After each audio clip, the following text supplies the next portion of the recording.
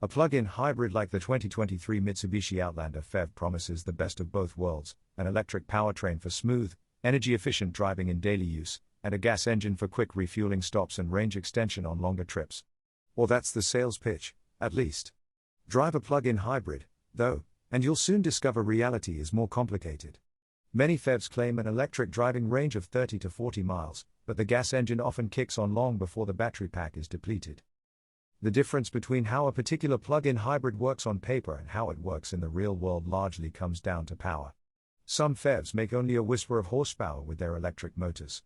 The Kia Sorento and Hyundai Santa Fe plug-in hybrids, for example, weigh about 4,500 pounds and make just 90 horsepower when the gas engine is sleeping. Want to keep up with traffic while pulling away from a stoplight?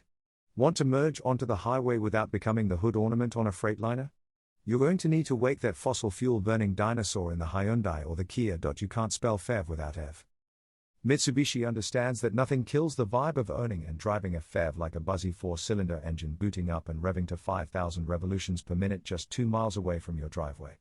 Its $41,190 Outlander PHEV leans heavily on the electric side of the powertrain, and the badges on the front doors fittingly read EV from 50 feet away.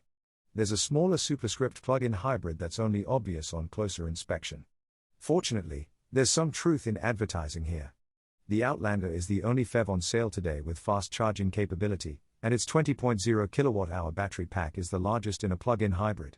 More critically, a two-motor, all-wheel drive electric powertrain can pull enough juice from the batteries, between 174 and 201 horsepower, depending on conditions, to comfortably keep pace with traffic without firing the engine. The Outlander PHEV easily merges onto highways, pulls away from stoplights, and passes dawdling drivers without resorting to using its gas engine. If your commute is short enough, you can realistically drive the Outlander as an electric car day to day. How short? Officially, the Outlander PHEV can cover 38 miles on a full charge, although, as with any EPA electric range, the distance you can cover in the real world could be significantly less based on elevation, driving style, and weather. Curiously, the Mitsubishi's big battery pack doesn't translate to the best electric range among its competitors. Because the Toyota RAV4 Prime is significantly more efficient, its 18.1 kWh battery is rated for 42 miles of range. Cooking with gas. To make its full 249 horsepower, the Outlander's motors need to draw electricity from both the battery and the generator that's coupled to the 2.4-liter inline-4 engine. Mat the accelerator and the engine blares as the Outlander PHEV runs to 60 miles per hour in 6.5 seconds, lopping more than 2 seconds off the effort of the 181 horsepower gas-powered Outlander. The revs surge and fall in direct relation to the position of the accelerator when the engine is running, so pedaling this SUV hard is often a noisy and disconnected experience. The gas engine can also directly drive the front wheels at highway speeds through a single-speed transmission once the battery is depleted, as this is more efficient than converting gas into electricity before sending the energy to the wheels.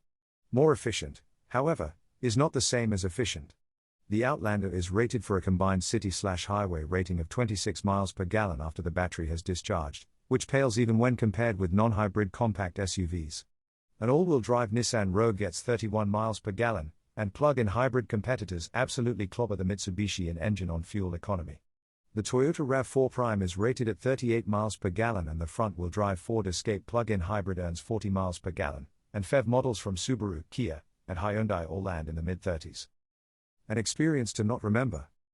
The Outlander rolls down the road with many of the same attributes that have helped Toyota sell millions of cars. The ride is generally comfortable, the cabin is quiet, and the outward visibility is good.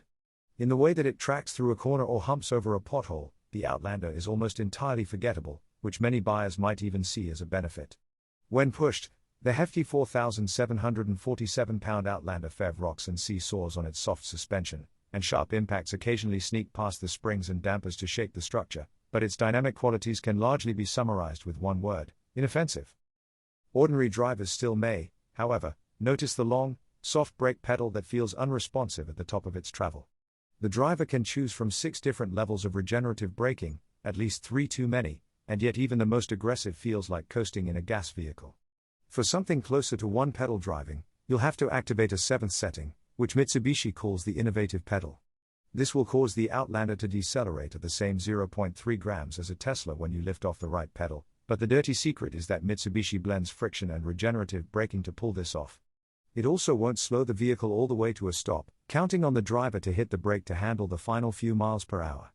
That's outdated, not innovative. What's on the inside matters. The Outlander's cabin will surprise anyone holding on to old ideas of the vehicles that Mitsubishi makes. With modern styling and materials, the Outlander's interior recasts Mitsubishi as a bona fide competitor in the crowded small crossover field. The standard digital instrument cluster, optional 9.0-inch infotainment screen, and climate controls are borrowed from the Nissan Rogue, which can only be interpreted as a good thing if you've seen what Mitsubishi comes up with when left to its own devices. This parts sharing program also gifts the Outlander PHEV with supremely comfortable front seats that combine the seat frames used in the Rogue with unique padding for the Mitsubishi. Starting at about $500 less than the RAV4 Prime, the Outlander PHEV is missing adaptive cruise control and a lane keeping assistance system on its list of standard equipment. In the roughly $50,000 top model, though, Mitsubishi does offer a few uncommon features to upgrade the second row experience, such as 3-zone climate control and rear window sunshades. The Outlander PHEV's standard third row is rare in the compact SUV segment. Try to clamber back there and you'll understand why. There's only enough room in the third row for running the elementary school soccer carpool. With a longer trip or larger kids, there are going to be complaints. Anyone who regularly needs seating for 7 would be better served by a Chrysler Pacifica, Kia Sorento, or Hyundai Santa Fe plug-in hybrid. Fortunately, the third row has minimal impact on utility, as it packs down into a flat and low cargo floor. A preview of things to come. Mitsubishi hasn't mastered all the details with the Outlander PHEV, but it gets the fundamental concept right. Expect to see more plug-in hybrids shift the balance of power from their combustion engines to their electric motors as automakers increasingly focus on EVs. For now, the 2023 Mitsubishi Outlander PHEV is in rare company with the Toyota RAV4 Prime. It's one of the more effective ways to eliminate fossil fuel use from your daily driving without giving up the convenience and familiarity of gas stations for longer trips.